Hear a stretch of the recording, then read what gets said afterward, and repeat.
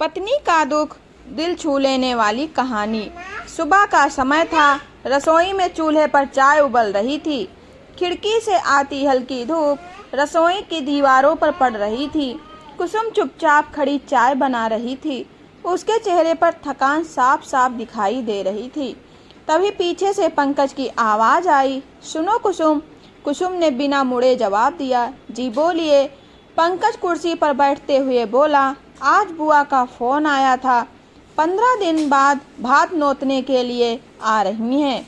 अच्छे से तैयारी कर लेना। कुसुम ने चाय कप में डालते हुए पूछा, कितने लोग आएंगे?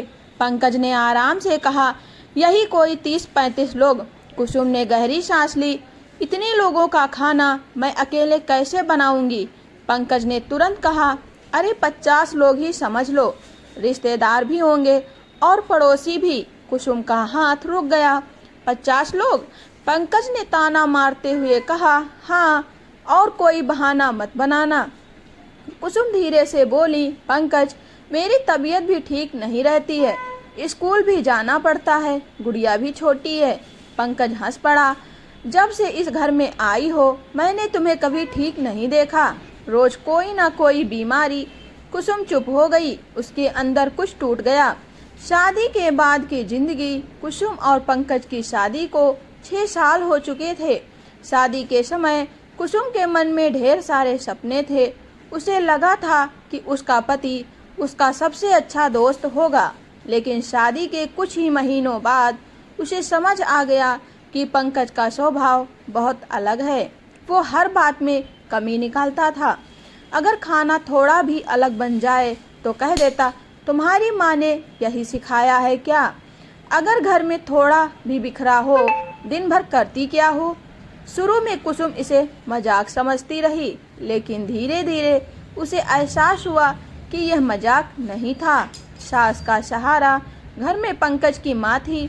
वो कई बार बेटे को समझाती, पंकज हर बात में बहू को मत टोका कर।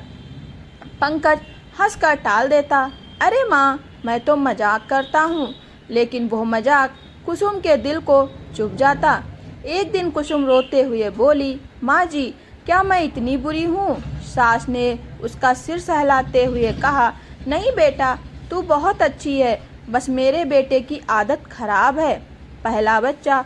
कुछ समय बाद कुसुम ने बेटे वंश को जन्म दिया। नॉर्मल डिलीवरी थी।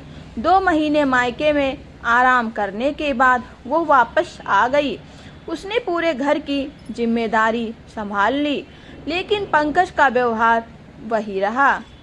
दूसरा बच्चा। जब कुसुम दूसरी बार गर्भवती हुई तो उसकी तबीयत बहुत खराब रहने लगी। कमजोरी, चक्कर, उल्टियाँ। फिर भी वो स्कूल जाती रही। एक दिन स्कूल की प्रिंसिपल ने उसे बुलाया, कुसुम, तुम बहुत कमज़ोर हो गई हो। कुसुम ने मुस्कुराकर कहा, मैम, नौकरी ज़रूरी है। असल में उसे डर था, अगर उसने नौकरी छोड़ दी तो पंकज उसे कभी इज्जत नहीं देगा। ऑपरेशन। डिलीवरी का समय आया। इस बार ऑपरेशन करना पड़ा। गुड़िया का जन्म हुआ। कुसुम इतनी कमज़ोर हो गई थी कि बिस्तर से उठ भी नहीं पा रही थी, लेकिन घर के काम इंतज़ार नहीं करते। सास जितना कर सकती थी करती थी, लेकिन उनकी भी उम्र हो चुकी थी। और पंकज, वह मोबाइल में लगा रहता, माँ, खाना दे दो। सास झल्ला कर कहती, खुद भी उठा सकता है। भात का दिन। धीरे धीरे 15 दिन बीत गए। भात का दिन आ गया। सुबह से घर में हलचल थी। पड़ोस की भाभियाँ मदद के लिए आ गई थी। कहीं पूरी बेल रही थी, कहीं सब्जी बन रही थी, कहीं खीर बन रही थी, लेकिन कुसुम की हालत खराब थी। उसे तेज बुखार था, फिर भी वो काम कर रही थी। पड़ोस की भाभी ने उसका चेहरा देखा, कुसुम, तुझे तो बुखार है। कुसुम बोली, कुछ नहीं भाभी, बस थकान है। लेकिन तभी उसकी आंखों के आगे अंधेरा छा गया और वह धड़ाम से आंगन में गिर पड़ी। और सच का एहसास घर में हड़कंप मच गया। पंकज दौड़कर आया। उसने पहली बार कुसुम को इस हालात में देखा।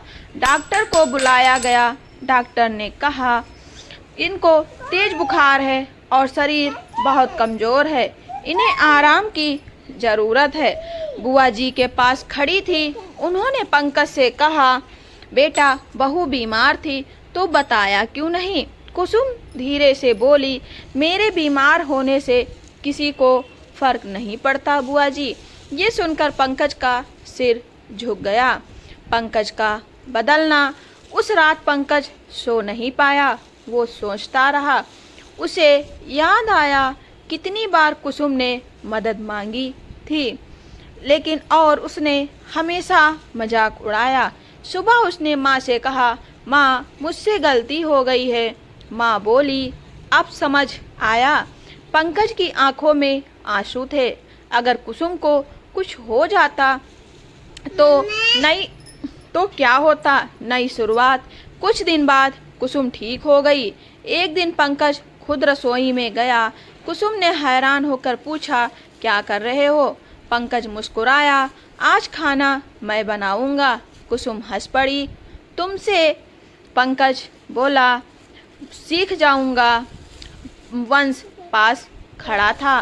पंकज ने उसे देखा और कहा, बेटा याद रखना, घर सिर्फ औरत का नहीं होता। कुसुम की आंखों में आंसू आ गए, लेकिन इस बार ये दुख के नहीं, खुशी के आंसू थे। कहानी का संदेश, पति पत्नी का रिश्ता साथ चलने का होता है। अगर एक थक जाए तो दूसरा उसका हाथ पकड़ ले, क्योंकि परिवार काम से नहीं समझ से चलता।